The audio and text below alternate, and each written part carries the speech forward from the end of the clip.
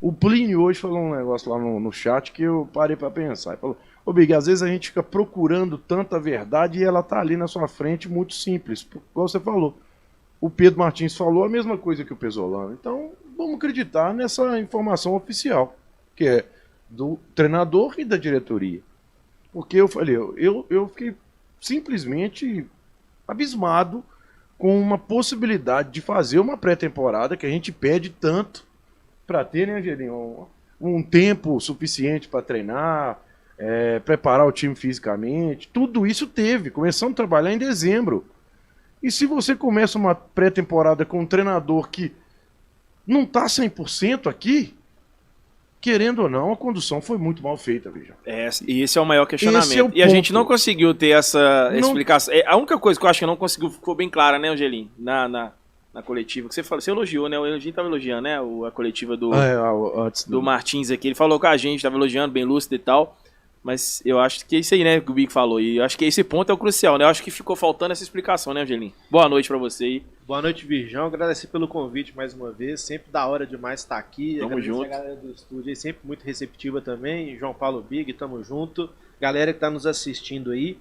E eu acho que essa questão do tempo não é nem o principal ponto, não. Ele é o único, na minha opinião, com relação à troca de treinador nesse momento. Fui pego de surpresa, assim como vocês e como todos, eu acho. Ninguém esperava uma saída do Paulo Pesolano agora.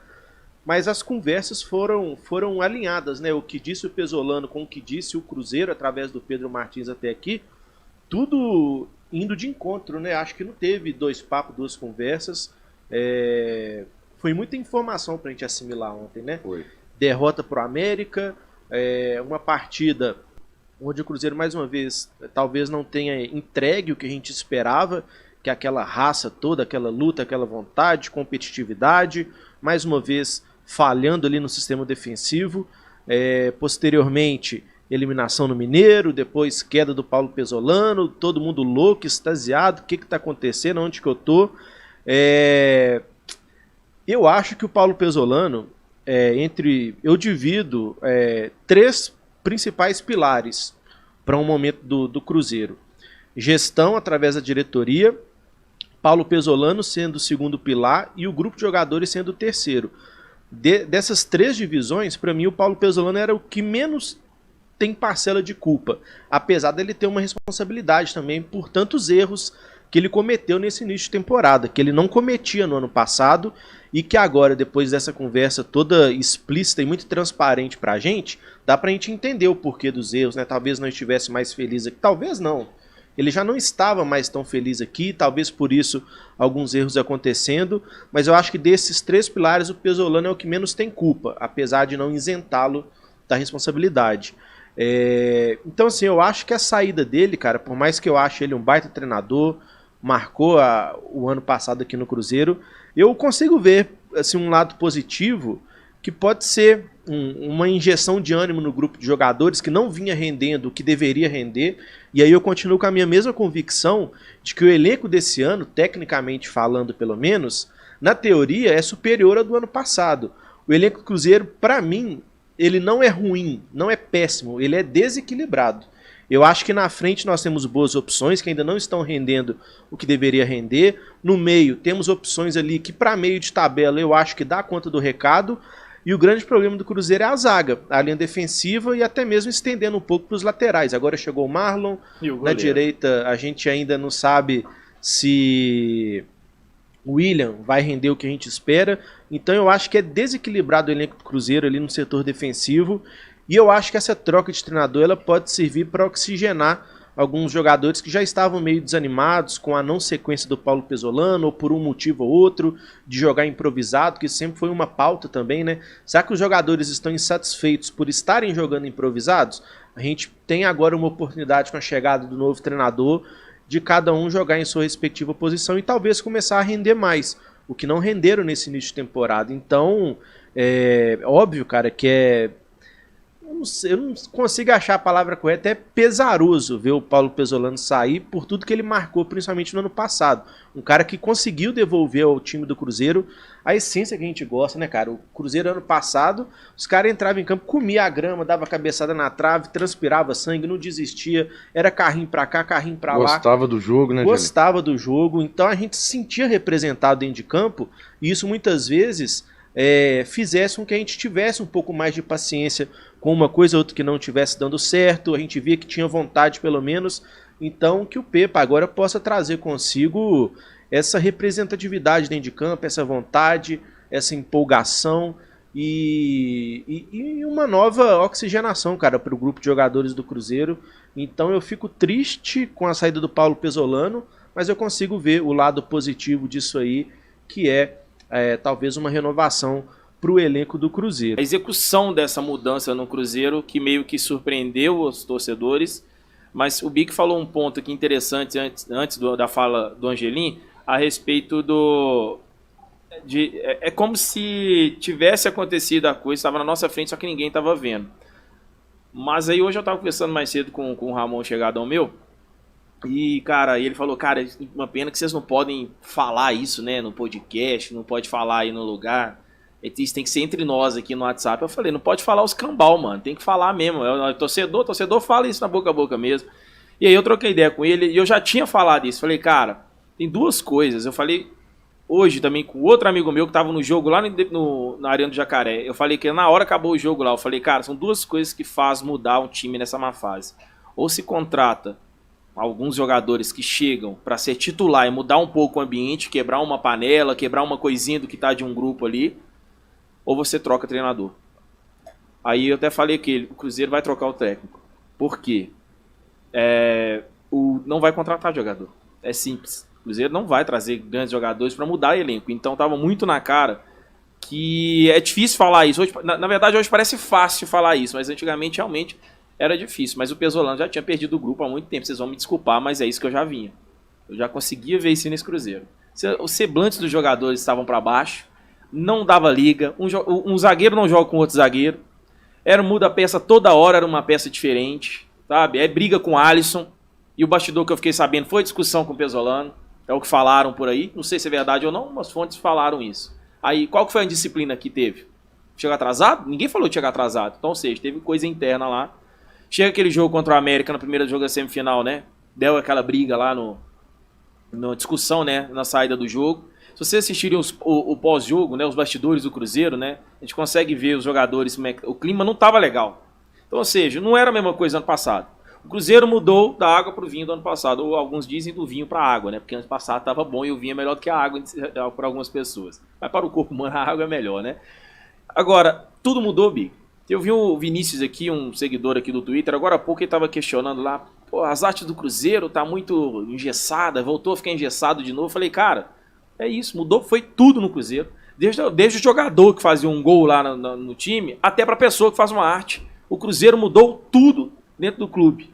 E aí o Pesolano estava no meio disso tudo, era o treinador, essa equipe técnica ali e tudo mais. Então, assim, eu vejo que às vezes a gente pode analisar, eu vi uma fala do nosso grande parceiro Emerson Araújo, e ele falou, talvez, acho que o Pesolano decidiu não ficar, porque ele viu que não ia ter mais nada. Talvez pode passar por esse ponto também. Ele viu que não ia ter elenco, viu que não ia trabalhar direito, então por que ele decidiu ficar? Então, eu vejo que pelo compromisso que ele já tinha um contrato há mais tempo com o Cruzeiro e o que ele tinha conversado com a equipe do Ronaldo e tudo mais, porque o que foi falado na coletiva pelo Pesolano e também pelo Pedro Martins foi que a decisão dele já estava tomada no ano passado. Ele não queria continuar para essa sequência, para essa temporada. Não era o projeto dele ficar no Cruzeiro. O Cruzeiro reuniu, conversou, aí aceitaram, ele aceitou e ficou. Só que aí chega o ponto que, falado pelo Pedro Martins na coletiva, depois da derrota para o Pouso Alegre, eles conseguiram ver. Vocês viram uma foto que tem que tá atrás da grade, assim, lá no Independência, que tá bomba toda hora aí, todo mundo postando, que tá o Pedro Martins do lado do Gabriel, que os caras tá meio tenso assim, olhando, não sei se chegaram a ver essa foto aí, essa foto foi eu que tirei, tava até o pessoal postando na página lá, eu falei, essa foto é minha, porque os caras estavam falando que não era qualquer uma, né, eu falei, não, essa foto foi eu que tirei. Nesse jogo, eu tava debaixo do negócio, cara, era visível, assim, como os caras estavam assistindo o jogo. Tipo assim, velho, eu falei, não, vai, tem coisa ali, ó, os caras tomou raiva de hoje. E aí depois, hoje ele chega e fala isso, que foi depois do jogo contra o Pouso Alegre, aquela derrota de merda do Cruzeiro, que os caras tomaram a decisão, falou, o Pesolano não tá 100% focado no Cruzeiro. O Pesolano não tava com aquela entrega mais dentro do Cruzeiro. Foi o que disse o Pedro Martins, né? Só que aí, gente, é o que vem a grande questão que eu queria saber de você, João Paulo Big, e você, torcedor que tá acompanhando aqui também, para falar com a gente sobre isso. Se o Cruzeiro tivesse vencendo Pouso Alegre, se o Cruzeiro tivesse conquistado a vaga para a final, o Pesolano estaria continuando no Cruzeiro ou iria chegar depois, talvez mesmo conquistando ou não um campeonato mineiro, ele sairia na última semana antes de começar o Brasileiro? Do nada iam falar que ia ter um técnico?